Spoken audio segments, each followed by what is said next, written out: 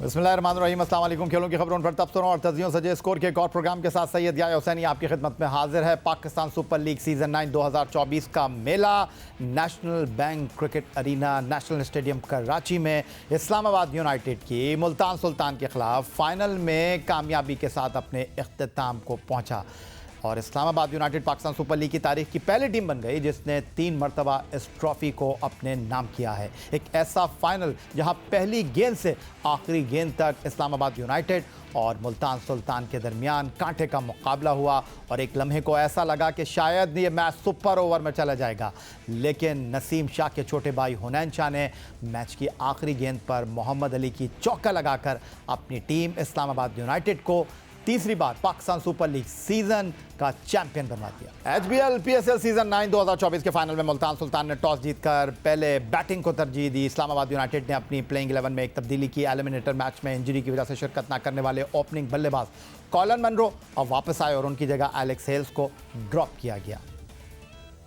PSL season 9 के पहले ही over में ड्रामा देखने को मिला। फास्ट बॉलर नसीम शाह जो इंजरी से निजात हासिल करने के बाद अपनी बेहतरीन फॉर्म में दिखाई दिए। मुल्तान सुल्तान की इनिंग के पहले ओवर की चौथी गेंद पर विकेटकीपर बैटर मोहम्मद रिजवान ने नसीम शाह की गेंद को हिट करने की कोशिश की, लेकिन वो इसमें नाकाम रहे और गेंद कप्तान शादाब खान के हाथ में चली गई। लेकिन टेलीविजन रिप्ले में नसीम शाह की गेंद नो बॉल करार पाई और मोहम्मद रिजवान को एक नई जिंदगी मिल गई। विकेटकीपर कप्तान मोहम्मद रिजवान को नई जिंदगी मिली तो उम्मीद हो चली थी कि अब कप्तान मोहम्मद रिजवान का इस बात का भरपूर फ़ायदा उठाएंगे, लेकिन प्ले ऑफ मैचों से बेहतरीन फॉर्म हासिल करने वाले इमाद वसीम और उनके कप्तान शादाब खान मुल्तान सुल्तान की बैटिंग लाइनअप पर किसी कहर की तरह टूट पड़े। अपने पहले ही ओवर में इमाद वसीम ने पहले यासर खान को आउट किया और फिर गैर मुतवक्के तौर पर भेजे जाने वाले डेविड विली की विकेट भी हासिल कर डाली। अब सारी जिम्मेदारी मोहम्मद रिजवान और इन फॉर्म बल्लेबाज मोहम्मद उस्मान पर थी और वो इसमें पूरा उतरते हुए भी नजर आ रहे थे। दोनों के दरमियान 53 रन की शराकत बनी, लेकिन फिर शादाब खान ने अपना जलवा दिखाया। शादाब खान ने डेंजरमैन मोहम्मद रिजवान को पवेलियन भेजा। इनिंग का 16वां और 17वां ओवर मुल्तान सुल्तान के लिए किसी कहर से कम साबित न हुआ। पहले शादाब खान ने 16वें ओवर में निफ सेंचुरी बनाने वाले उस्मान खान को आउट किया और फिर इसी ओवर में उसामा मीर को पवेलियन भेज दिया। 17वें ओवर में इमाद वसीम ने खुशदिल शाह क्रिस जॉर्डन को लगातार 2 गेंदों पर आउट किया और उनके ओवर की आखिरी गेंद पर अब्बास आफरीदी रन आउट हो गए। इमाद वसीम ने सिर्फ 23 रन के बदले 5 विकेटें अपने नाम की और शादाब खान ने 32 रन के बदले 3 विकेटों का हुसूल यकीनी बनाया। 127 रन पर 9 विकेटें गिर जाने के बाद मुल्तान सुल्तान का 150 रन तक पहुंचना भी मुश्किल लग रहा था, लेकिन इफ्तिखार अहमद ने 19वें और 20वें ओवर में टायल मिल्स और नसीम शाह पर धावा बोल दिया। इफ्तिखार अहमद ने सिर्फ 20 गेंदों का सामना करते हुए 3 चौकों और 3 छक्कों की मदद से नाकाबिले शिकस्त 32 रन बनाए और मुल्तान सुल्तान को 159 रन तक पहुंचा दिया। पीएसएल के फाइनल मुकाबले में इफ्तिखार अहमद की इनिंग ने मैच को दिलचस्प बना दिया। 160 रन का हदफ हासिल करना फाइनल मुकाबले में आसान नहीं होता और वो एक ऐसी पिच पर जहां गेंद टर्न ले रहा हो, स्पिनर्स के लिए गेंद करना यहाँ अच्छा साबित हो रहा हो। विकेटकीपर मुल्तान सुल्तान कप्तान मोहम्मद रिजवान ने खुशदिल शाह से इनिंग के आगाज़ में ओवर कराने का फैसला किया और खुशदिल शाह ने अपने कप्तान को मायूस नहीं किया। कॉलन मनरो और आगा सलमान को जल्द आउट करके इस्लामाबाद यूनाइटेड पर दबाव बढ़ाया। फिर इफ्तिखार अहमद ने शादाब खान को पवेलियन भेजा, लेकिन मार्टिन गुप्टिल और आजम खान के दरमियान 47 रन की रफाकत ने मैच को इस्लामाबाद यूनाइटेड के हक़ में कर दिया था। लेकिन फिर मार्टिन गुप्टिल का एक रन आउट होना और फिर इस्लामाबाद यूनाइटेड का मुसलसल विकेटों से महरूम होना मैच को कुछ दिलचस्प बनाता रहा। मैच के हीरो इमाद वसीम पर एक मरतबा फिर इस्लामाबाद यूनाइटेड का एतमाद और उनका पुरएतमाद अंदाज में क्रीज पर मौजूद रहना। मैच के 18वें और 19वें ओवर में नसीम शाह का इफ्तिखार अहमद को एक छक्का और फिर चौका लगाना और 19वें ओवर में इमाद वसीम का क्रिस जॉर्डन को 2 लगातार गेंदों पर 2 चौके लगाकर मैच को दिलचस्प सूरत हाल में दाखिल कर देना, ये सब इस फाइनल का कमाल था। आखिरी ओवर में 8 रन दरकार थे। नसीम शाह ने चौका लगा दिया और फिर नसीम शाह और इमाद वसीम ने एक रन भी लिया। मैच टाई हो गया। दोनों टीमों का स्कोर 159 रन। अब ये मैच या तो जीत सकती थी इस्लामाबाद यूनाइटेड, लेकिन हार नहीं सकती थी। लेकिन इस मैच में कमेंटेटर बात कर रहे थे कि दिलचस्प मोड़ आ सकता है, मैच सुपर ओवर तक जा सकता है। फिर हुआ कुछ इस तरह के मोहम्मद अली की एक शॉर्ट गेंद पर नसीम शाह गेंद को खेलते हुए विकेटकीपर मोहम्मद रिजवान को कैच दे बैठे। यहाँ लगा कि शायद मैच सुपर ओवर की तरफ जा रहा है, लेकिन आखिरी गेंद पर नसीम शाह के छोटे भाई हुनैन शाह ने गेंद को थर्ड मैन पर चौके के लिए रवाना करके इस्लामाबाद यूनाइटेड को PSL 9 सीजन 2024 का चैंपियन बनवा दिया। इस्लामाबाद यूनाइटेड तीसरी मरतबा पाकिस्तान सुपर लीग का टाइटल जीतने वाली पहली टीम बन गई। क्रिकेट की तरह रंग बदलते क्रिकेट के खेल को अजीब इत्तेफाकात का खेल कहते हैं। इस्लामाबाद यूनाइटेड तीसरी बार फाइनल खेल रही थी और इस्लामाबाद यूनाइटेड ने पहली मरतबा पाकिस्तान सुपर लीग सीज़न 1 2016 का फाइनल दुबई में खेला, जहां मिसबाह-उल हक की क़यादत में उनकी टीम ने कोयटा ग्लैडिएटर को शिकस्त देकर पाकिस्तान सुपर लीग की तारीख की पहली चैंपियन टीम बनने का एजाज़ हासिल किया। फिर 2017 का दूसरा सीज़न गुजरा और 2018 के तीसरे सीज़न में इस्लामाबाद यूनाइटेड फिर फाइनल में पहुंची। इस बार टीम के कप्तान जनूबी अफ्रीका से ताल्लुक़ रखने वाले JP डोमनी थे, जिनकी क़यादत में इस्लामाबाद यूनाइटेड ने नेशनल स्टेडियम कराची में डैरन सैमी की क़यादत में खेलने वाली पेशावर ज़ल्मी को शिकस्त देकर दूसरी मरतबा चैंपियन बनने का एजाज़ हासिल किया। मुल्तान सुल्तान की टीम 2021 से पाकिस्तान सुपर लीग का फ़ाइनल खेल रही है। 2021 में इस टीम ने शेख ज़ायद क्रिकेट स्टेडियम में फ़ाइनल में पहली बार पहुंचकर चैंपियन बनने का एजाज़ हासिल किया था, लेकिन फिर 2022, 2023 और अब 2024 हो गया है।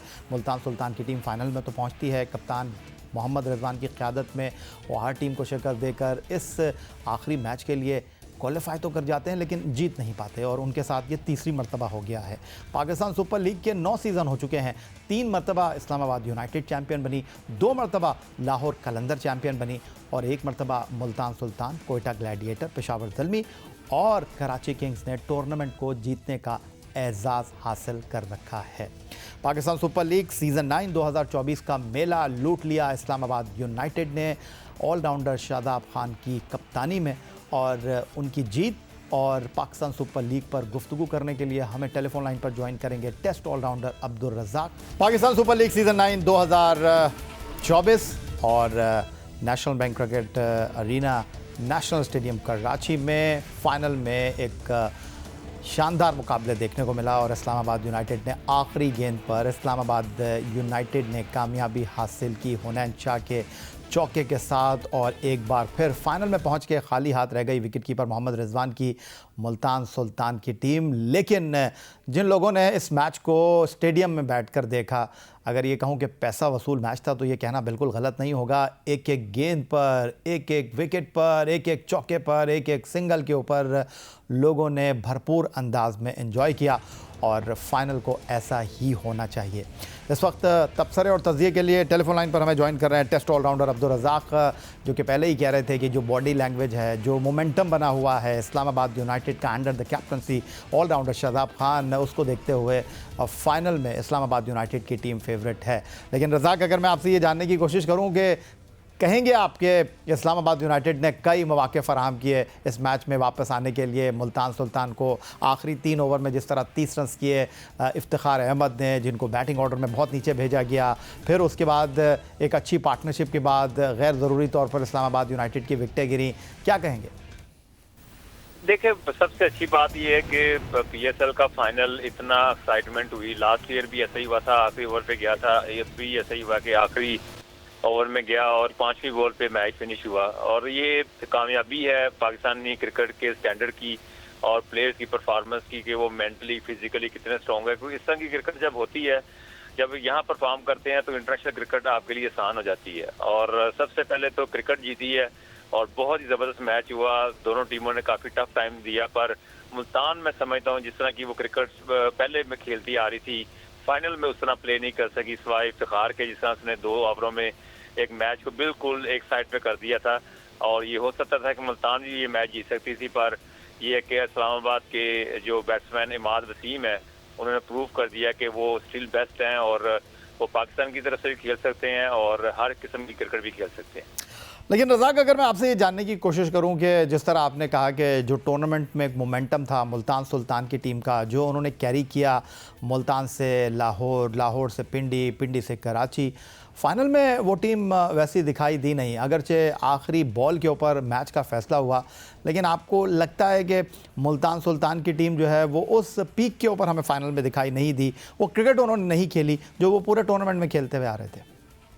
देखिए, बात यह कि हमें तो फिर साउथ अफ्रीका की याद आ गई कि साउथ अफ्रीका की टीम भी हमेशा जो क्रंच मैचेस होते हैं, बड़े मैचेस होते हैं, उसमें वो अच्छा परफॉर्म नहीं करती। पूल के मैच में बहुत अच्छा परफॉर्म करती हैं, और मुल्तान की टीम नो डाउट बड़ी अच्छी थी और उन्होंने जिस तरह टॉस जीता और एक जो इस्लामाबाद चाह रहे थे, इस्लामाबाद भी पहले बॉलिंग करना चाह रहे थे, उनको बॉलिंग करने का मौका दिया, तो ये इनको साइकोलॉजिकली देखना चाहिए था कि उनकी बैटिंग लाइनअप 10वें नंबर तक है, तो वो चेजिंग में बड़े एक्सपर्ट हैं, चेजिंग में इतना प्रेशर नहीं लेते। उन्होंने पूल के मैच में भी मुल्तान को हराया हुआ है, 228 को चेज किया था, तो इस तरह की स्ट्रेटजी रखनी चाहिए थी। पर बहरहाल उन्होंने एक पॉजिटिव डिसीजन लिया जिसकी वजह से वो इतना अच्छा टोटल इस पे सेट नहीं कर सके।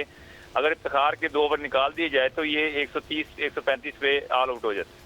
तो रज़ाक, आप क्या कहेंगे कि विली को नंबर 3 पर भेजने का फ़ैसला, हालांकि उस्मान खान इस टूर्नामेंट में बहुत अच्छा खेल रहे थे, फिर उन्होंने आते ही छक्का भी मारा, लेकिन उसी ओवर में उनका डिपार्चर भी हो गया, फिर इफ्तिखार अहमद को इतना लेट बैटिंग ऑर्डर में भेजना, ये कुछ ऐसी चीज़ें थीं जो कि मुल्तान सुल्तान को बहुत ज़्यादा कॉस्ट कर गई। ये देखे, जब आप जीत रहे होते हैं, टीम का अच्छा कॉम्बिनेशन बना होता है और ओवर कॉन्फिडेंस जब टीम नजर आती है तो वो फिर ये चीजें सारी इस तरह के डिसीजन हो जाते हैं। और आप जब ओवर थिंकिंग करते हैं तो फिर आपसे गलतियां ज्यादा होती हैं। और मुल्तान को ये सीखना चाहिए कि जब आपका एक अच्छा मोमेंटम बना हो तो प्लेयर के मुताबिक उनको यूटिलाइज किया जाए। और हमने देखा है कि काफी कैप्टन जो है, ये जो मैनेजमेंट है, प्लेयरों को ऊपर नीचे शफल करते हैं, वो इसलिए करते हैं कि वो चाहते हैं कि ये परफॉर्म करें और बाद में हमारी तारीफ हो। कि जैसे हमने कोयटा में देखा, शेन वॉटसन को कोच बनाया गया तो सौद शकील को ओपन करवा दी गई, तो जब उसने पहले मैच परफॉर्म किया तो सब कह रहे थे कि ये होती है कोचिंग। तो इस तरह के डिसीजन ये लेते हैं, तो इस तरह लेना नहीं चाहिए। जो प्लेयर जहाँ पे फिट है वहीं पे उसको खिलाना चाहिए।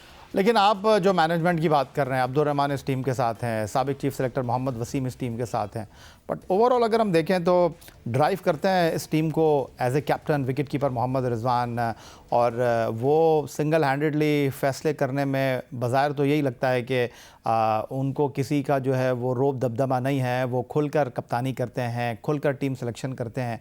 और हमने जिस तरह देखा कि खुशदिल शाह पर उन्होंने एतमाद किया, और इफ्तिखार अहमद जो कह रहे थे फ़ाइनल से पहले कि इस बार फ़ाइनल हमारा है, और उन्होंने पूरी कोशिश की कि मुल्तान सुल्तान के खाते में इस फ़ाइनल को डाला जाए, लेकिन वो कहते हैं ना कि दिल नातवा ने मुकाबला तो खूब किया, 2-4 हाथ लबे बाम रह गए। As a captain Mohammad Rizwan को इस फाइनल में आप कहाँ रेट करेंगे? देखिए, बात यह है कि जब आपकी टीम जीत रही होती है तो कैप्टन स्ट्रांग होता है। और ओवरऑल देखा जाए, रिजवान ने थ्रू आउट बहुत अच्छी कप्तानी की है और उन्होंने बड़ा अच्छा परफॉर्म भी किया है। पर वो जो एक मेंटली तौर पे जो प्रेशर होता है ना, कि जो लास्ट ईयर भी आप फाइनल हारे थे, तो वो जो प्रेशर इनके माइंड में अभी तक वही चलता आ रहा है। और ये अगर पिछला साल जीते होते तो इस साल भी ये जीत जाते। तो ये क्रिकेट में ऐसा होता है, साइकोलॉजिकली ये मेंटली ये इफेक्ट करती है। और ओवरऑल रिजवान ने बहुत अच्छा परफॉर्म किया है, कप्तानी भी अच्छी की है, टीम को लेके भी बड़े चल रहे हैं, तो उनकी टीम एक कंप्लीट टीम नजर आती है। लेकिन रज़ाक, अगर हम बात करते हैं इस्लामाबाद यूनाइटेड की, फर्स्ट एलिमिनेटर में उन्होंने कामयाबी हासिल की और कोयटा ग्लैडिएटर को हराया, फिर एक आसान मुकाबले के बाद वो सेकंड एलिमिनेटर में पहुंचते हैं, बाबर आजम की पेशावर ज़ल्मी को हराते हैं, और फाइनल में वो उस टीम को हराते हैं जिसका नाम मुल्तान सुल्तान था। और ऐसा लगा कि इन तीनों मैचों में वन मैन आर्मी हमें दिखाई दी इस्लामाबाद यूनाइटेड की टीम। इमाद वसीम हर जगह बॉलिंग बैटिंग में परफॉर्म करते हुए दिखाई दिया। फाइनल में तो उन्होंने कमाल कर दिया। तारीख़ में पहली बार ऐसा हुआ कि पाकिस्तान सुपर लीग के फाइनल में किसी बॉलर ने आधी मुखालिफ टीम को पवेलियन लौटा दिया। तो आपको लगता है कि इमाद वसीम जो है वो बुनियादी फ़र्क साबित हुए?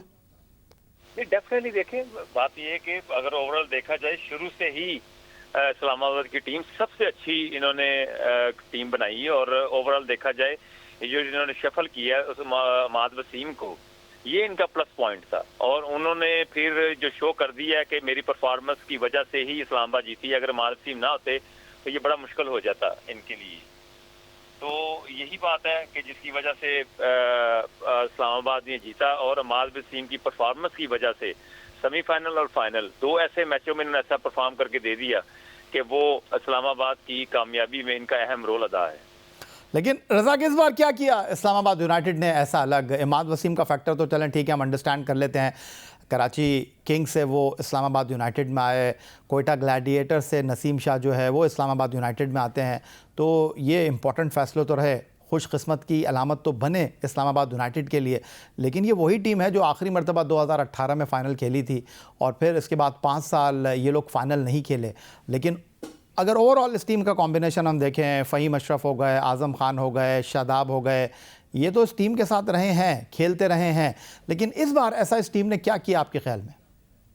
देखिए, बात यह है कि हमारी प्रॉब्लम यही होती है प्लेयरों की, और जो कप्तान नहीं होता उनको कप्तान बना देते हैं, तो फिर वो जो परफॉर्मेंस नहीं होती तो हम कहते हैं कि ये परफॉर्मेंस नहीं दे रहा है। अब अमाद को कप्तानी से हटे, एज ए प्लेयर खेल रहे थे और उनकी आप परफॉर्मेंस देख लें। अगर ये कराची की तरफ से कप्तानी कर रहे होते तो सेम ही परफॉर्मेंस भी होनी थी जो हमें स्ट्रगल करते हुए नजर आए। तो हमें वो कप्तान बनाना चाहिए जो प्रेशर को हैंडल कर सकते हो, और अमाद वसीम से प्रेशर उठा और जो उसकी परफॉर्मेंस आपके सामने है। तो इसी तरह ये सीखना चाहिए कि प्लेयर के साथ आपने क्या करना चाहिए, एकदम से उसको कप्तान बना देना चाहिए। अच्छा, आपने कप्तानी की बात की तो बड़ा अंडर प्रेशर थे शादाब खान। वर्ल्ड कप में वो as a vice captain team के साथ ट्रैवल करते हैं, बाबर आजम की कप्तानी जाती है, शादाब खान जो है उनकी वाइस कप्तानी चली जाती है। फिर अब उनके लिए टूर्नामेंट बड़ा इंपॉर्टेंट था, बैट के साथ, बॉल के साथ, फिर कप्तान बनकर टीम को चैम्पियन बनाना। तो आप उनके करियर को आगे किस तरह देख रहे हैं, क्योंकि ये वर्ल्ड कप का साल है? देखिए, अब ये है कि पाकिस्तानी क्रिकेट टीम की किसी ना किसी ने तो कप्तानी करनी है, और पीएसएल ये ऐसा प्लेटफॉर्म होता है, यहाँ पे आप जज कर सकते हैं कौन कितना सेंसिबल कैप्टन है। और कैप्टन बनाना मेन काम नहीं होता, जो कैप्टन बनता है उसकी परफॉर्मेंस, उसके प्लेयरों को यूटिलाइज करना, प्लेयरों को पॉलिश करना और एक टीम बनाना, ये बड़ी जिम्मेदारी होती है। तो इस चीज़ पे भी देखना चाहिए किसको कप्तान बनाना चाहिए, किसको नहीं कप्तान बनाना चाहिए। तो अब वापस आ जाते हैं मुल्तान सुल्तान की तरफ। रज़ाक 2021 में पहला फाइनल चैंपियन बने, 2022 में दूसरा फाइनल हार गए, 2023 में तीसरा फाइनल फिर हार गए, और अब 2024 में फिर हैट्रिक कर ली है नाकामियों की। तो आप मोहम्मद रिजवान के बारे में तो पहले ही कह चुके हैं कि जनूबी अफ्रीका की टीम की याद आपको आ गई, बड़े मैचों में वो क्लैप्स कर जाते थे, चूक कर जाते थे। तो क्या कहेंगे, बदकिस्मत कहेंगे मोहम्मद रिजवान को, या आपको लगता है कि सामने वाली टीम खेली बहुत अच्छा? देखिए, क्रिकेट में अक्सर ऐसा होता है, और ये जो प्लेयर होते हैं ये खुद फील कर लेते हैं कि आज इनके लिए कितना बड़ा दिन है। तो यही बात हुई, रिजवान ने ओवरऑल पूरे टूर्नामेंट में बहुत अच्छा खेला है और बड़ा अच्छा परफॉर्म किया है, एज ए टीम लेके भी इनको लीड किया प्लेयरों को, और कहीं भी कोई इतनी प्रॉब्लम नजर नहीं आई कि इसकी, जैसे हम बात करते हैं शादाब की हो गई या बाबर आजम की हो गई या ईशान मसूद की कप्तानी की हम बात करते रहे हैं। तो रिजवान की कप्तानी में मैं समझता हूँ हमें कोई ज्यादा कोई नुक्स नजर नहीं आए जिसमें हम उससे बात कर सके इसने ये गलत डिसीजन की है। पर ये कि ओवरऑल देखा जाए, हम इसे काफी देर से देख रहे हैं, और मैंने एज ए हेड कोच भी काम किया है। जब ये खैबर पख्तूनख्वा का मैं हेड कोच था तो ये कैप्टन थे। तो ये बहुत ही सेंसिबल भी हैं, बड़े पोलाइट भी हैं, बात समझते भी हैं। तो इसी वजह से मैं समझता हूँ इनको ये ओवरऑल जितने भी सालों से कामयाबी मिल रही है मैचों में, रिजवान की वजह से ही। तो जाते जाते रज़ाक ये भी बता दीजिए कि इस फाइनल का टर्निंग पॉइंट क्या था?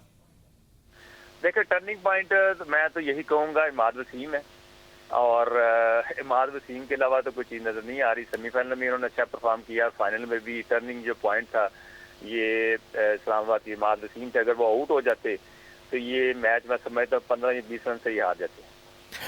बहुत शुक्रिया। टेस्ट ऑलराउंडर अब्दुल रज़ाक हमारे साथ मौजूद थे, खुलासा कर रहे थे, अपनी राय का इजहार कर रहे थे पाकिस्तान सुपर लीग सीज़न 9 2024 के फाइनल में, जहां मुल्तान सुल्तान की टीम एक बार फिर खाली हाथ रह गई और इस्लामाबाद यूनाइटेड ने फाइनल में पहुंचकर जीतने के अपने रिकॉर्ड को 100% रखा। 2016 में ये team Dubai international cricket stadium में फाइनल खेली, जहां कोयटा ग्लैडिएटर को इन्होंने मिसबाह उल हक की क़यादत में शिकस्त दी। फिर नेशनल स्टेडियम कराची में 2018 में ये पेशावर ज़ल्मी से फाइनल जीते जेपी डोमिनी की क़यादत में, और इस बार सीज़न 9 2024 में ऑलराउंडर शादाब खान की क़यादत में इस्लामाबाद यूनाइटेड ने मुल्तान सुल्तान को शिकस्त देकर पाकिस्तान सुपर लीग की पहली टीम बनने का एजाज़ हासिल कर लिया, जिसने पाकिस्तान सुपर लीग की ट्रॉफ़ी को 3 बार उठाया है। और अब क्रिकेट की खबरों को यहाँ ब्रेक लगाकर बात करते हैं दुनिया में सबसे ज़्यादा खेले और देखे जाने वाले खेल फुटबॉल की।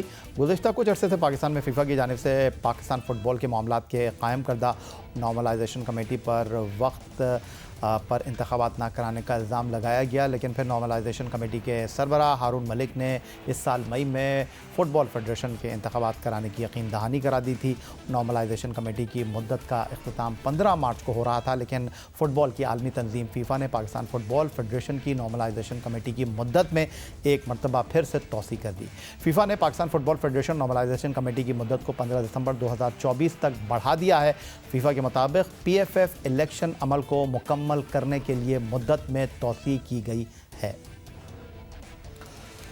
एक तरफ नॉर्मलाइजेशन कमेटी की मुद्दत में इस साल दिसंबर तक एक मरतबा फिर तोसी कर दी गई है, और दूसरी तरफ football world cup qualifier round में उर्दून के खिलाफ मुकाबले के लिए पाकिस्तान फ़ुटबॉल टीम को भी हतमी शक्ल दे दी गई है। पाकिस्तान फ़ुटबॉल टीम के हेड कोच स्टीफन कॉन्स्टेंटाइन ने उर्दून के खिलाफ फ़ीफ़ा वर्ल्ड कप क्वालिफायर के लिए स्क्वाड को हतमी शक्ल दे दी है।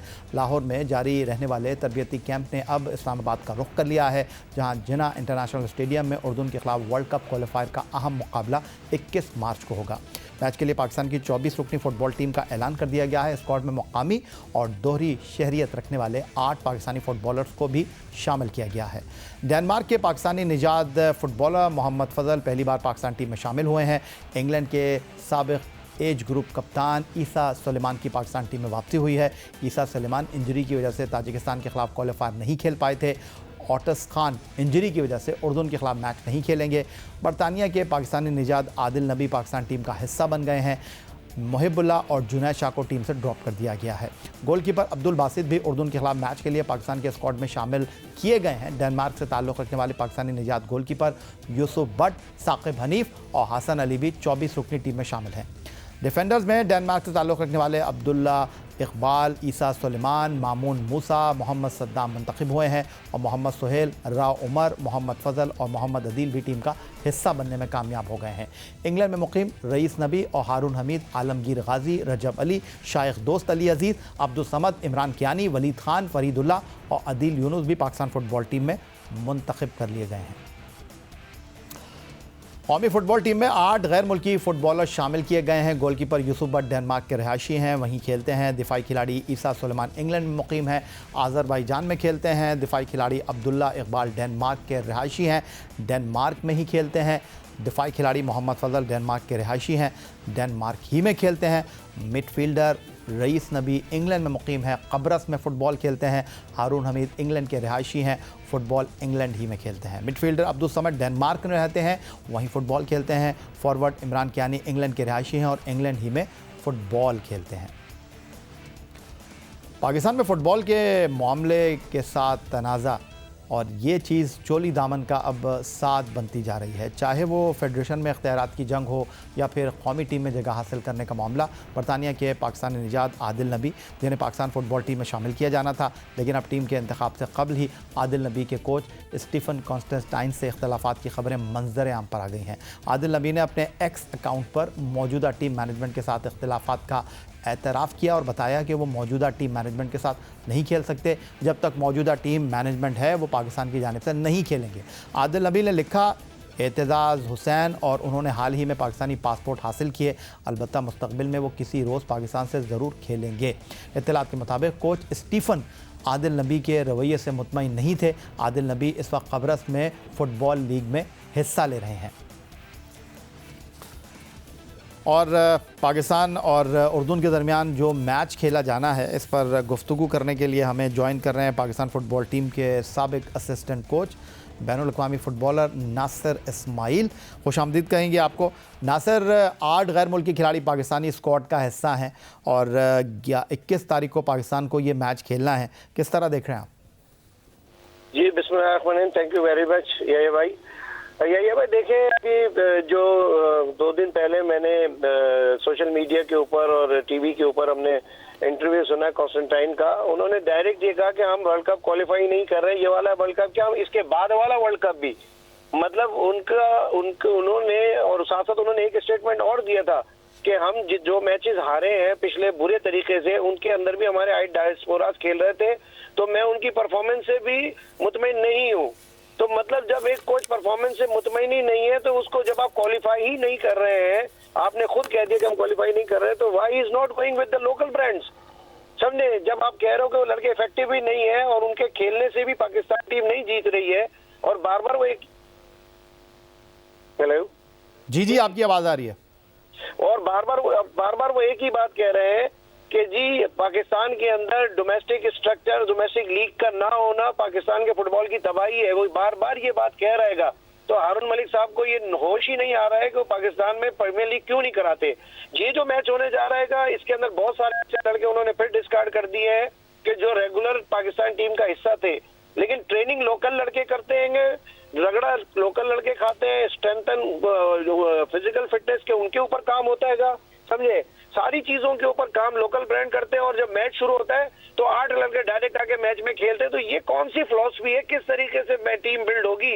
मैं आपको यकीन दिलाता हूँ इस बात का कि देखें, शहजाद अनवर बदकिस्मत था जो उसने एक टीम का बैच बनाया, और कंबोडिया की टीम तो कुछ भी नहीं थी इस दफा, कि जिसको ये लोग इतना हाईलाइट कर रहे हैं। तो कंबोडिया से तो ये वैसे भी जीत सकते थे, लोकल ब्रांड के साथ भी जीत सकते थे। तो बस वो कॉन्स्टेंटाइन के खाते में ये विक्ट्री जानी थी और हारून मलिक साहब के खाते में जानी थी। अब जब आई है बड़ी टीमें सामने तो हथियार डाल दिया उसने कि जी डायस्पोराज इफेक्टिव नहीं है। तो भाई जब इफेक्टिव नहीं है तो तुम क्यों उनको बुला रहे हो, है? जब आपकी ये सारी बातें अपनी जगह। नासिर इस्माइल साहब, पाकिस्तान फुटबॉल के साथ एक तवील अरसे से आप वाबस्ता हैं और आपके गिले, आपके शिकवे अपनी जगह, लेकिन आपको नहीं लगता कि पाकिस्तान की जो इस वक्त फुटबॉल है, पाकिस्तान का वर्ल्ड कप क्वालिफायर के दूसरे मरहले में जाना, कोच स्टीफन का ये कहना है कि इस वर्ल्ड कप तो छोड़ें, हम अगले वर्ल्ड कप में भी शायद क्वालिफाई ना कर सकें, ये बात अपनी जगह। लेकिन आपको नहीं लगता कि पाकिस्तान फ़ुटबॉल जो है वो इन तमाम मसाइल के बावजूद उसको एक स्पेस मिल रहा है। पाकिस्तान फ़ुटबॉल फेडरेशन में नॉर्मलाइजेशन कमेटी है, उसके बावजूद पाकिस्तान में फ़ुटबॉल की सरगर्मियाँ होना, आप इसको अच्छा नहीं समझते?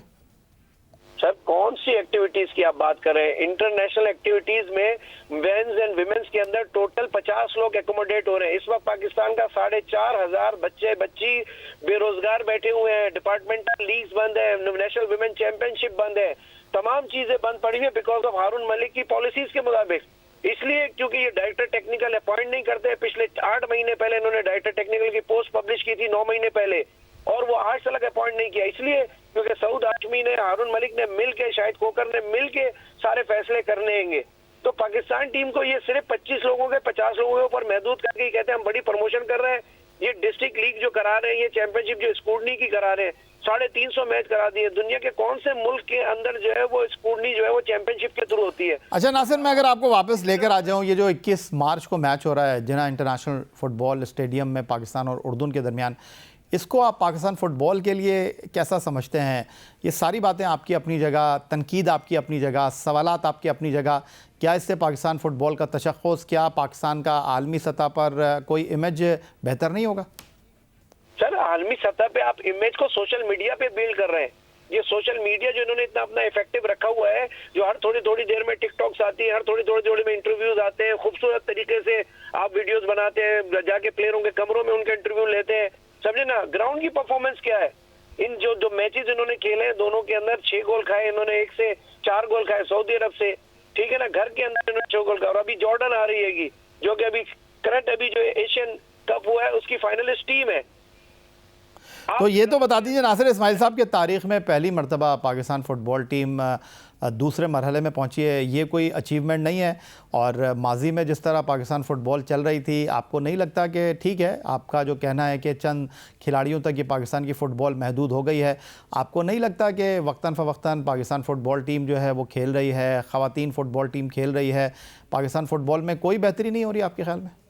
सर पहले तो मैं यहाँ पे करेक्शन कर दूं, हमारे जो पूरे इन्होंने जो ये पहली दफा का गाना गा रहे हैं 1993 world cup qualifying round China and Jordan, Pakistan direct second round खेल चुका है।